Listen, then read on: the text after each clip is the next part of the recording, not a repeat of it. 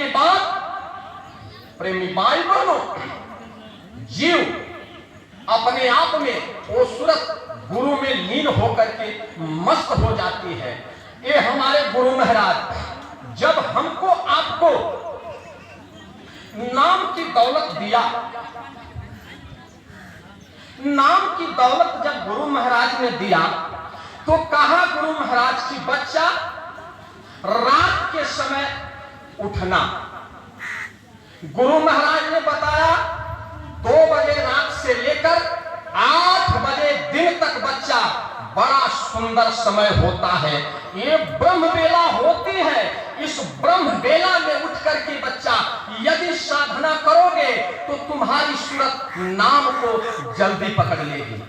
और एक बताया गुरु महाराज की 7 बजे शाम से 11 बजे रात तक ये भी सूरत को सत से जोड़ने की समय होती है।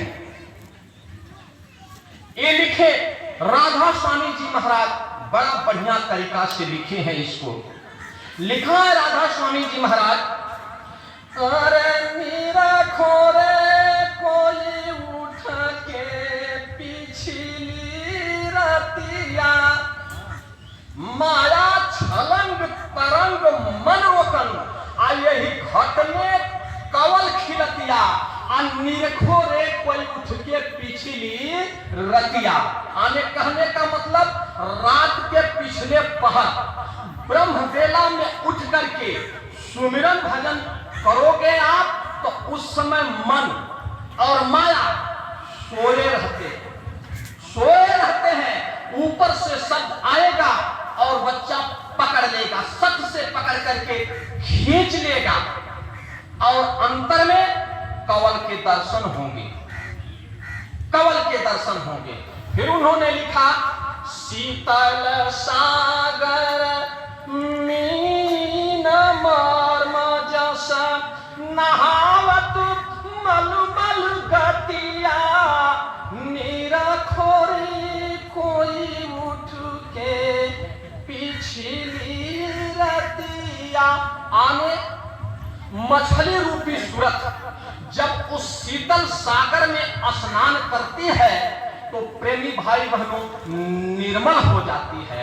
जब निर्मल हो जाती है तो फिर क्या लिखा, शीला उठाई कवल दल फोड़त, तोड़त बार सुनत जहाँ बतिया, निरखोरी कोई उठ कर पिछली रतिया। तब सूरत श्याम कंज के पहले पर्दे को तोड़ करके तीसरे तिल में धंस करके सूरत उस नाम को पकड़ती है। निरख ज्योत धारा धुन झकिया, मन माया कुटत जहाँ छतिया, निरखो रे कोई उठ के पिछली रतिया।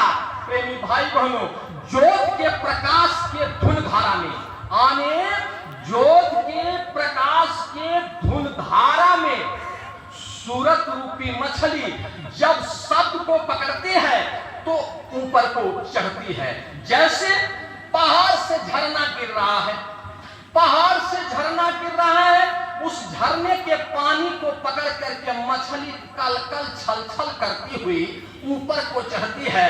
उसी तरह से ये सूरत जीवात्मा उस शब्द को पकड़ करके कल कल छल छल करके जब ऊपर चढ़ती है तो मन और माया चौकन्ना होते हैं, उठ जाते हैं, जाग जाते हैं। तब देखते क्या है कि अरे ये तो सूरत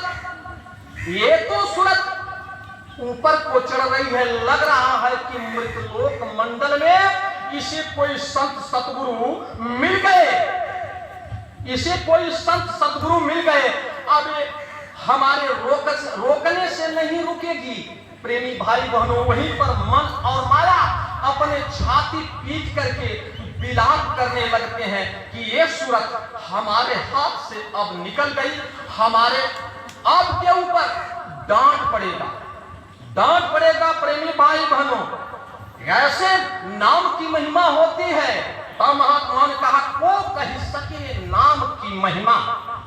संत बतावत हैं गतपतिया, निरखोरे कोई उठ के पछली रतिया। आने नाम की महिमा को सिर्फ संत सतगुरु ही बताते हैं। संत सतगुरु को छोड़ करके नाम की महिमा कोई नहीं बताता है। प्रेमी भाई बहनों, कहाँ न कहूँ नाम बड़ाई, राम न सकहि नाम गुरु गाई। राम भी और कृष्ण भी इस नाम की महिमा को नहीं बता पाए। प्रेमी भाई बहनों, सिर्फ जब भी बताते हैं तब संत सतगुरु ही नाम की महिमा बताते हैं।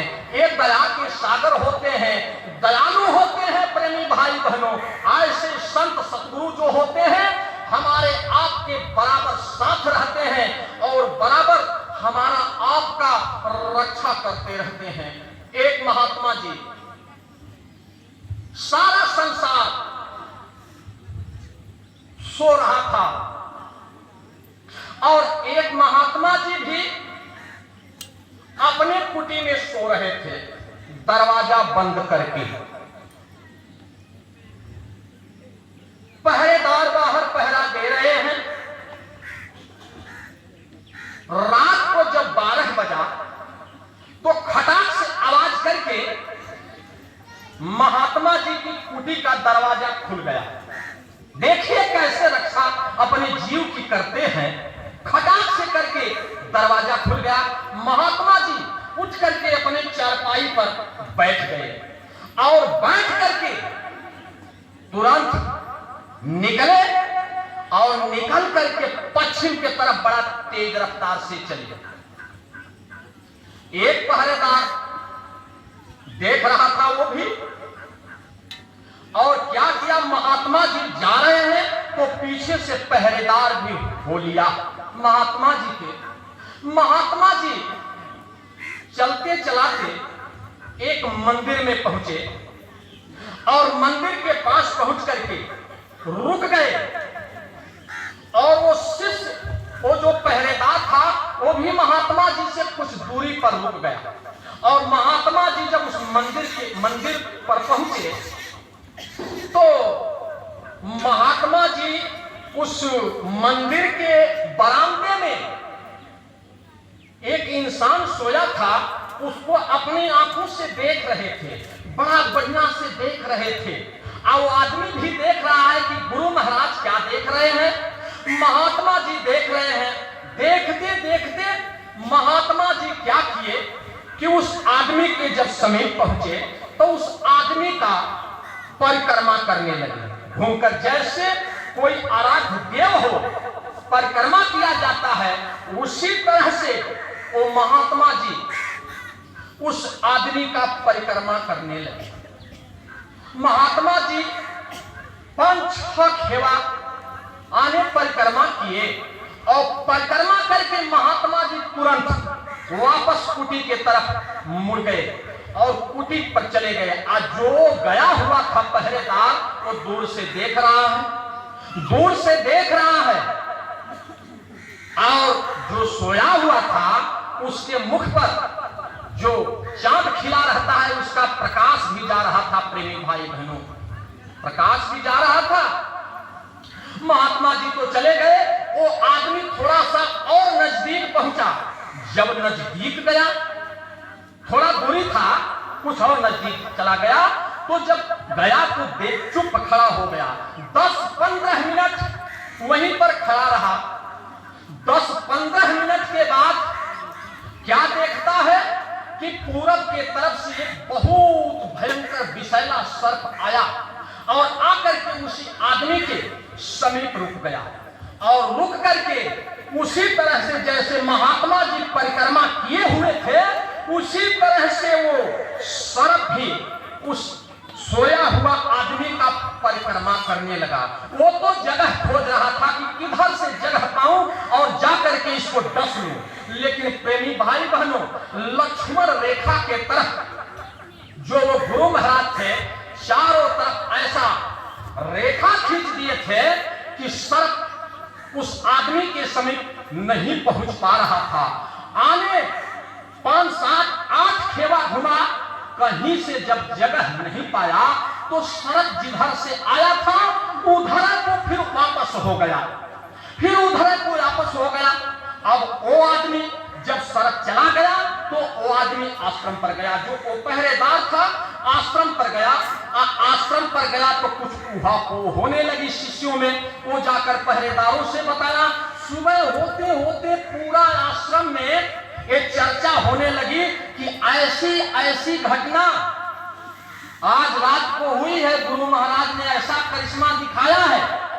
तो सारे प्रेमियों ने कहा चलकर के गुरु महाराज से पूछा जाए, हुजूर कौन सी ऐसी मौज थी?